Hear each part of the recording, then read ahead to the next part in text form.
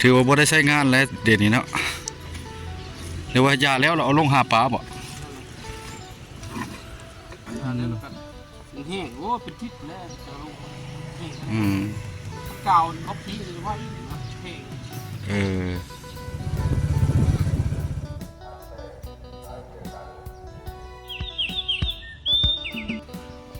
บรรยากาศน้ำแห้งหลายแล้วพี่น้อง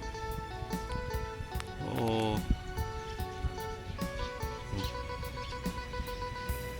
แถวนี้แหละจุดสุ่มเพื่อลิ้นเนาะลิ้นน้ำลิ้นเนี่ยยามแรงเลยสิมีคน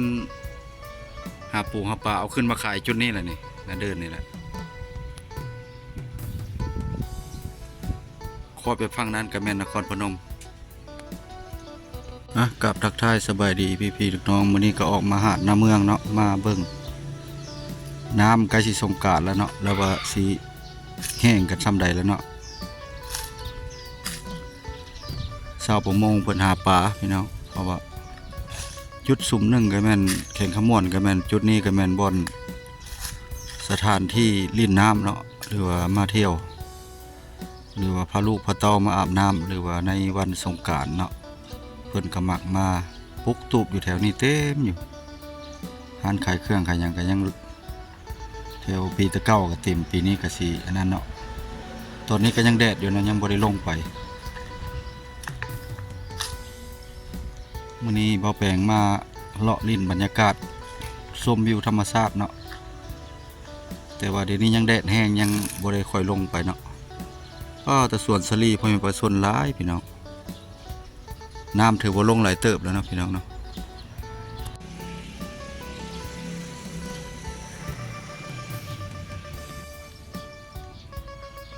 ก็สวนสลีนี่คักอันนี้สวนสลีหลายสวนข้าวโพดเนาะอันนี้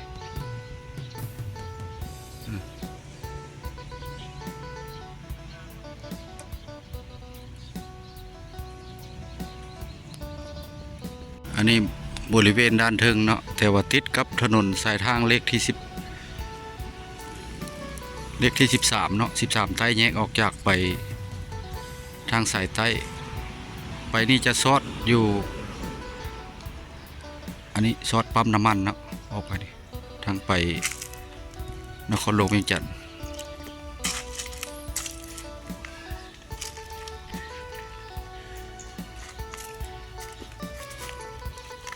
เอาขี้ซี่บัวยา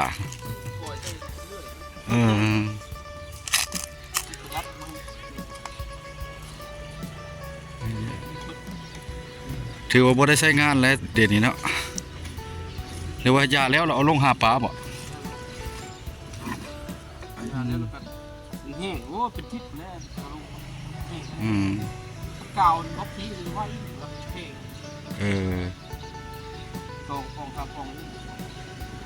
ที่อยากได้ที่ปูนเป็ดมีขายอยู่ขี้ซี่กันเลยเนาะร้านละปุร้านซ้ำนี้มัดบ่10 คนได้10 คนเนาะเซม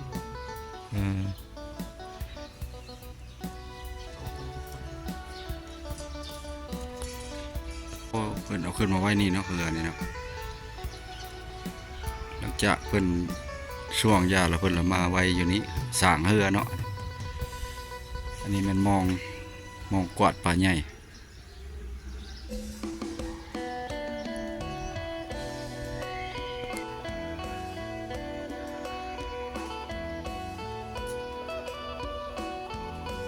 ต้นโพต้นนี้ในหลายปีแล้วต้นโพต้นนี้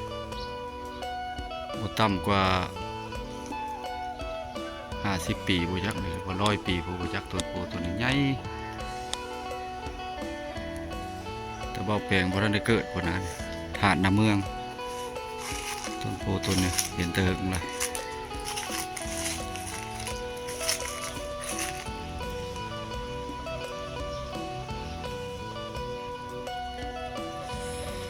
วัดศรีสะเกษเนาะมีชื่ออยู่เด้อวัดศรีสะเกษทางออกไปทางลัดเนาะออกไปทางเวียงจันทน์เส้นนี้ก็ปูยางมาแล้วเพิ่นปูยางเรียบร้อยมาแล้ว ด้านใต้มาเบิ่งด้านใต้ว่าเป็นไหนกำลังเด็ดเนาะก็ส่วนข้าวโพดเพิ่นนี่ครับอันนี้เนาะเพิ่นปลูกที่เพิ่นว่านน่ะบ่เนาะ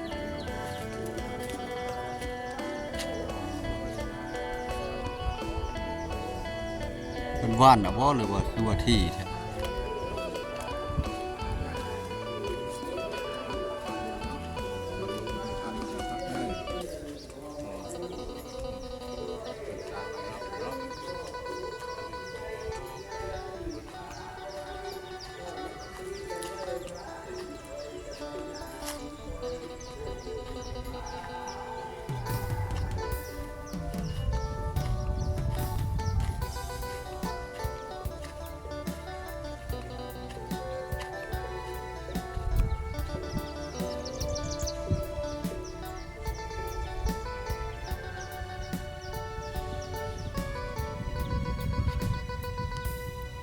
คนปกตูบขายเครื่องถือว่าเต็มหมดเลยนี่บริเวณนี่หาดนี่เต็มหมดแหละเพิ่นเตรียมไว้อันนี้มาเบิ่งเนาะมาเบิ่งว่าเพิ่นสิได้เกี่ยมหยังแน่ไว้แต่ว่าเฮาสิเลาะเบิ่ง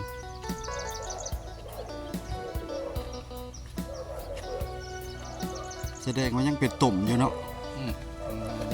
ยังบ่แห้งครับ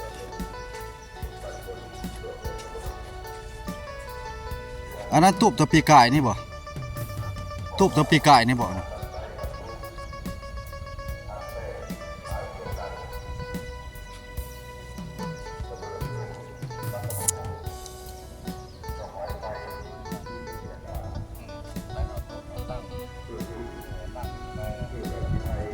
ตัวนั้นก็จะเป็นดอดเนาะตัวนั้นเป็นดอด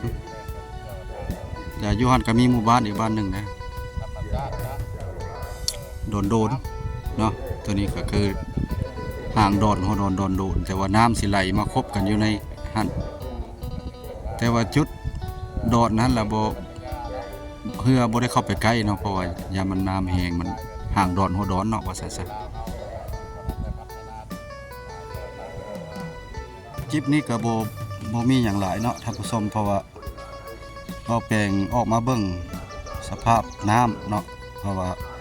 สงกรานต์หาดน้ำเมืองนี่ว่าสิเป็นจังไดเนาะคืบน้ำส่ำใดเนาะลงมาเบิ่งลงมาลิ้นแน่ก็เลยได้ถ่ายให้พี่น้องเบิ่งเนาะผู้อยู่ไกลและไกลอยู่ต่างประเทศเนาะหรือว่าอยู่ประเทศนอกประเทศเพื่อนบ้านเฮาคือประเทศไทยเนาะติดตามชมสิได้เลาะเบิ่งบริเวณจุดหาดทรายเพิ่นปลูกหยังเนาะเป็นคันคูปลูกเลี้ยงปลาบ่เลี้ยงหยังเนาะมันแดดเนาะมันแดดก็จำเป็นได้ถ่าย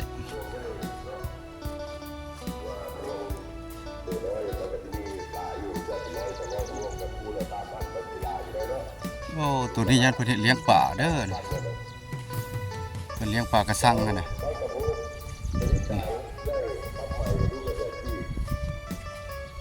เพิ่นประกาศโฆษณาเนาะกุดจีนจูดกุดจีนบ่ให้จูดใส่เสียงดังในบ้านเพิ่นประกาศเนาะมันก็เลยเข้าในคลิปเนาะใน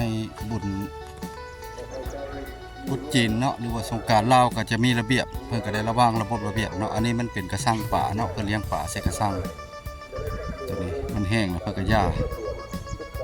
เพิ่นบ่ย่าเพิ่นก็ยับลงไปลุ่มพุ่นเนาะ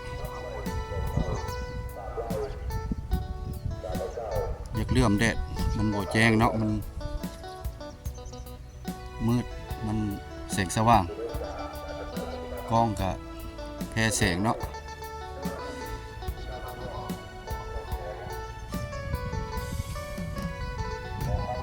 อาจจะได้ไปเก็บบรรยากาศข้างเทิงหรือว่าข้างทางเนาะตื้มในคลิปนี้ก็ได้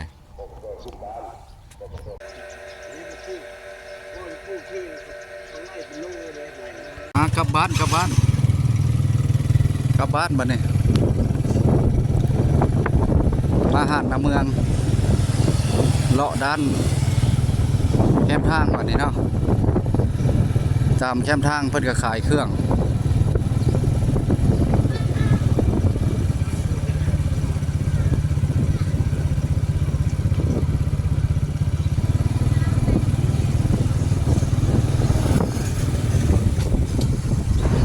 นี้ก็มาหาดน้ำเมืองหรือว่าหาดมงสุขเนาะ